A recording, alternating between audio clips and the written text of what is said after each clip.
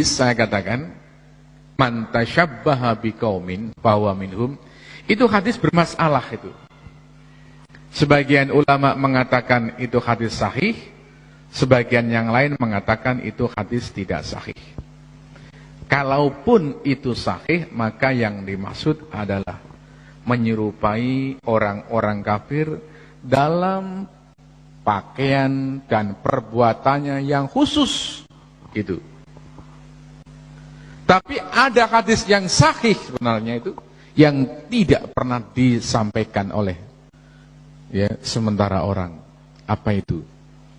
Hadis yang diriwayatkan oleh Imam Al-Bukhari dalam kitab Sahih Bukhari, bersumber dari sahabat Abdullah bin Abbas radhiyallahu anhuma. Beliau mengatakan kana Rasulullah sallallahu alaihi wasallam yuhibbu muwafaqata ahlil kitab fima lam yu'mar bihi. Rasulullah itu menyukai untuk menyamai orang-orang Yahudi dan Nasrani selama tidak ada perintah untuk menjauhi, atau dengan kata lain selama tidak ada larangan.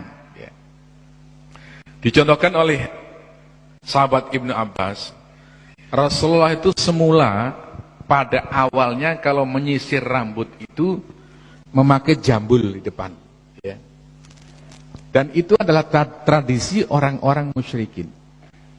Tapi kemudian Rasulullah mengubah cara menyisir rambut dengan dibelah ke kanan ke kiri, dan itu adalah tradisi orang-orang Yahudi dan Nasrani, dan Rasulullah menyukai yang kedua itu.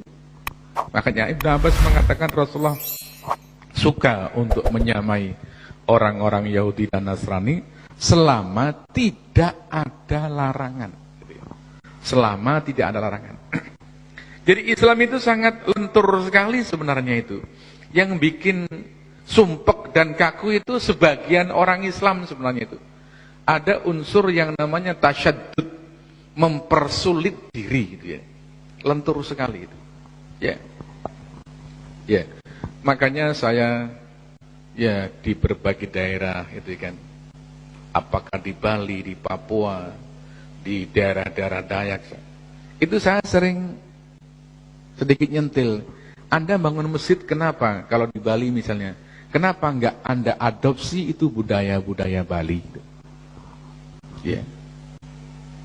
Perlunya apa? Orang Bali biar ketika masuk masjid itu tidak akan merasa asing gitu loh. Nah ini pendekatan budaya itu seperti itu. Orang tidak akan merasa asing karena ini adalah budaya sendiri. Di Nunukan misalnya, kemudian di Tarakan kami sebut juga, kenapa kamu bangun masjid, Anda bangun masjid, kenapa ornamen-ornamen Dayak tidak kamu masukkan ke dalam masjid? Mungkin anggapannya ini haram gitu kan. Masjid itu mesti pakai gubah gitu loh. Kira-kira begitulah.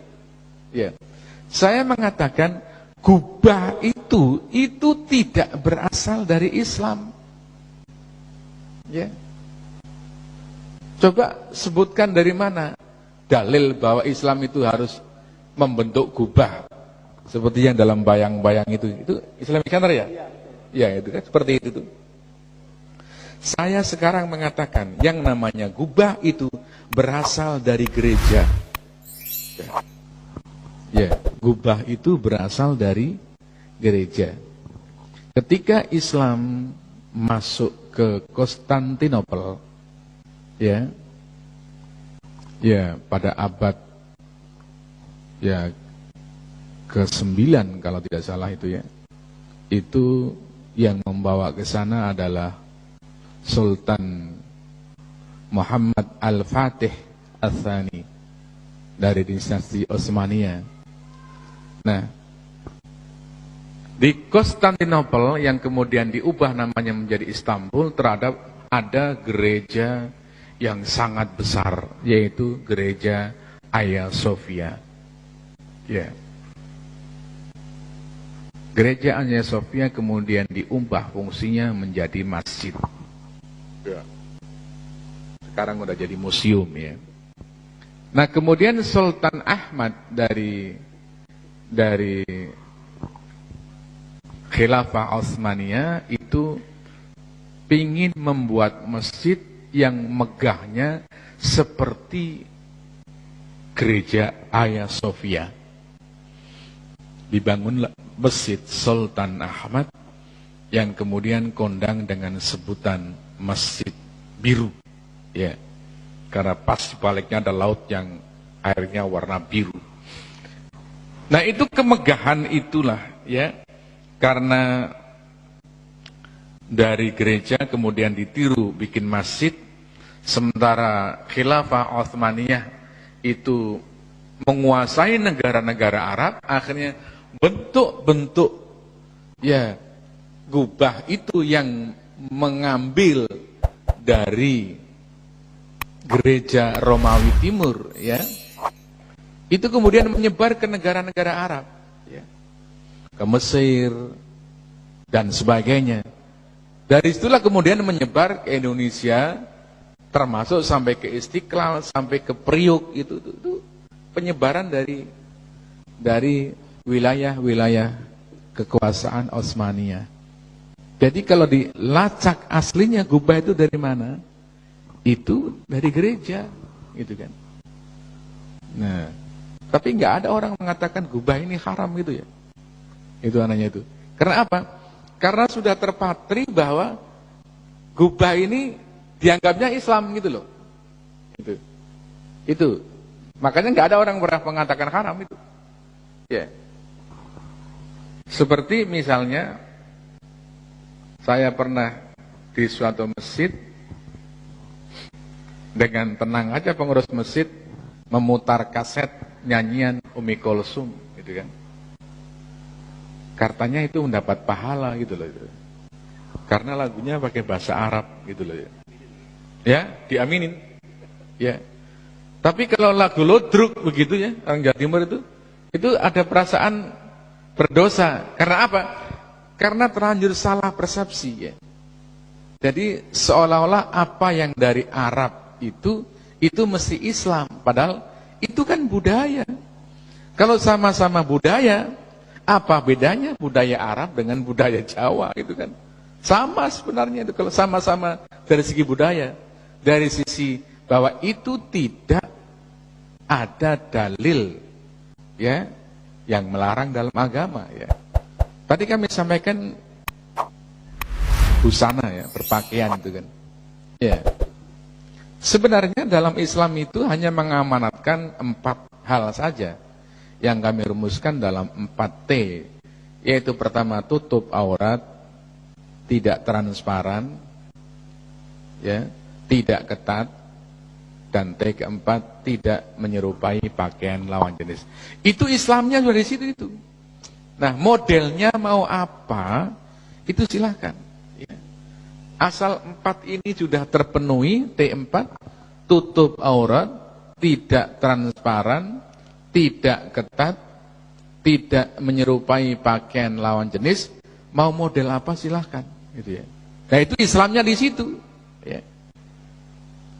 Nah, sekarang kita perlu membedakan, bagaimana membedakan mana yang datang dari Nabi Muhammad yang berupa ajaran agama yang harus kita ikuti, dan mana yang berupa budaya yang kita boleh ikut dan boleh juga tidak ikut ya.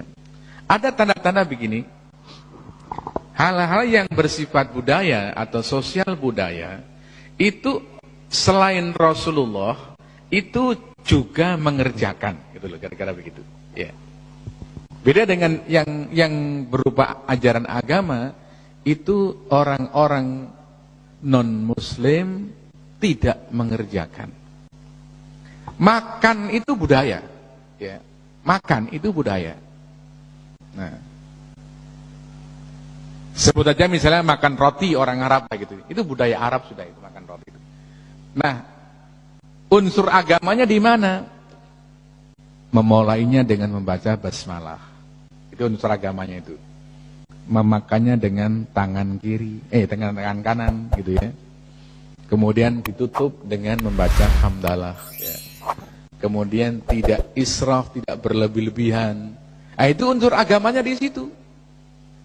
Bahwa makan itu bukan hanya orang Islam, ya kita melihat sekarang bahwa semua manusia itu ya melakukan apa yang namanya makan. Maka kita perlu bedakan ya tidak israfnya adalah faktor agama.